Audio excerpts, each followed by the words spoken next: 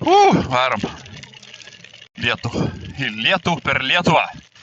Per Lietuvą. Va taip. Kažkaip taip.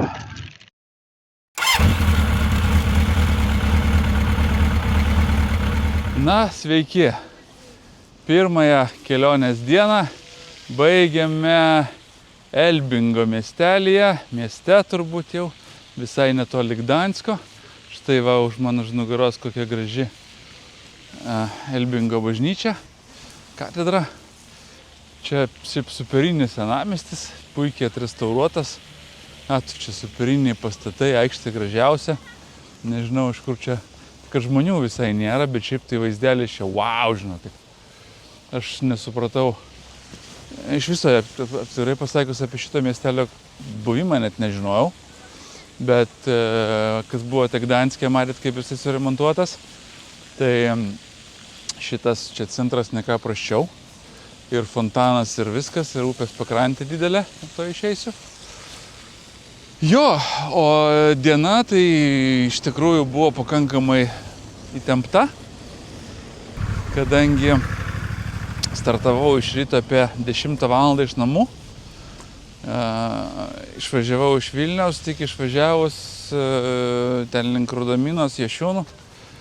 Pradėjo lyt, tai iš ryto tai namie taip stipriai lyjo, kad net galvojau, gal verta palaukti ir važiuoti rytoj.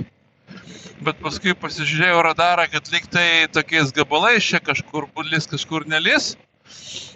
Bet kol kas pavyko išvengti lietaus, nes keli lašai tik tai, bet va jau toliau čia link Pirčiupio matau, kad teks lysti į debesį. Nu ir kažkaip iš jo išlysti. Matysim, jeigu reikės, užsidėsim lietaus rūbus.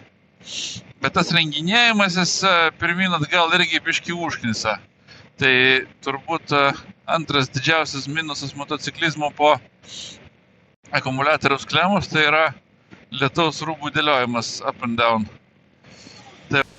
Teko dėtis lietaus aprangą iš karto.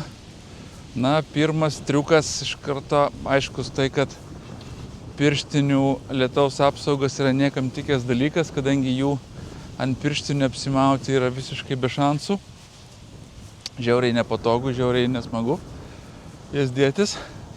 Tai paskui susigalvojau tokį lifehacką, kad reiškia pirštinių tiesiog nesidedu, deduosi tik tai lietaus apsaugas ir įsijungiu motociklo šildomas rankenas.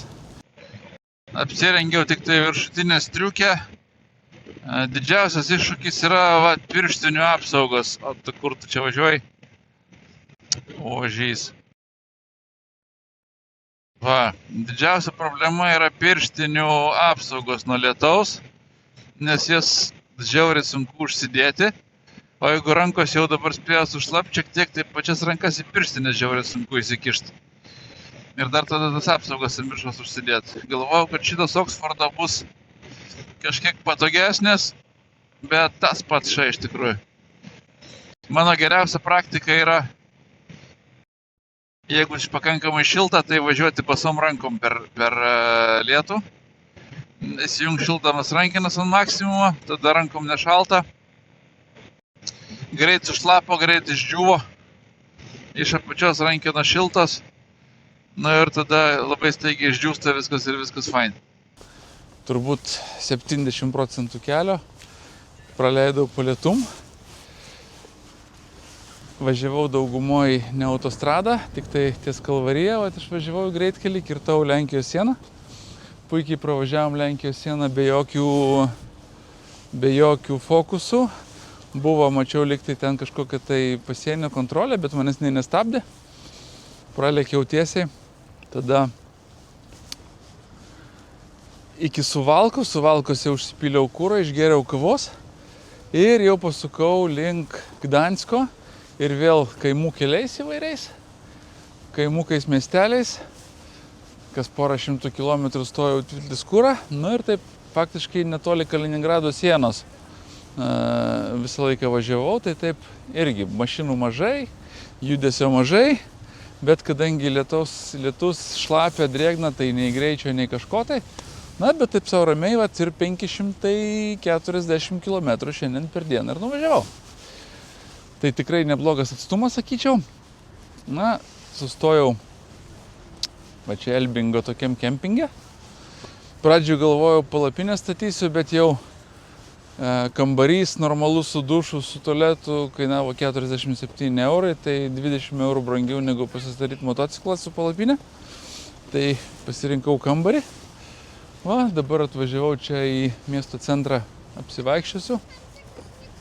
Pasižiūrėsiu, kas čia atrodo. Tikrai gražu. Ką atkreipiau dėmesį, tai šitas kraštas Lenkijos labai panašus į Lietuvą aplink Šilutę. Keliai panašus, tos, reiškia, medžiais apsodinti keliai, vingiuoti, bažnyčios tos vokiškos. Na, čia tos Prūsijos irgi nemažai matosi likę yra. Tai taip kartais tu kaip mažoje Lietuvoje pasijaučiau šiek tiek. Va, ir ką, tada planas rytoj. Rytoj atsikeliu, papusryčiauju lengvai, išsikraustau iš to kempingo, susikeliu daiktus ant motociklo ir šaunu palei Baltijos jūrą iki pat Gdansko, tada į Sopotą. Ir palei jūrą važiuosiu jau link Vokietijos, link Rostoko. Tai matysiu, kiek nuvažiuosiu, matysiu, kas iš to man bus, kiek čia mes nulėksim. Ir ten taip pat jau į pavakarę ieškosiu nakvynės. Na, taip pat rytoj stengsiuos daugiau kaip 500 nevažiuot. Ir jau manau, kad man užteks rytdienai, bet jau į Vokietiją tikrai pasieksiu. Tai žiūrėsiu, kas greičiau. Ar važiuoti reikėjo į Kylį ir į Klaipėdą į Kylį keltis, ar vis dėlto motociklų čia tą Lenkiją pervažiuot. Nu, paskaičiuosim ir laiku, ir pinigais, kas čia išeina. Palyginimui, bus įdomu. Tai va, tai ačiū kol kas visiems tada tiek už dėmesį, tiek papasakoju apie šią pirmą dieną. Na ir tada dėkui visiems, kas komentuoja, dėkui visiems, kas palaikot. Spauskit patinka, spauskit dalintis. Toliau vis laukiu komentarų ir patarimų, ką Anglijoje pamatyti arba pakeliui. Va, ir iki kitų susitikimų, iki kitų pasimatymų. Viskas, einu vakarieniauti ir einu ilsėtis. Iki.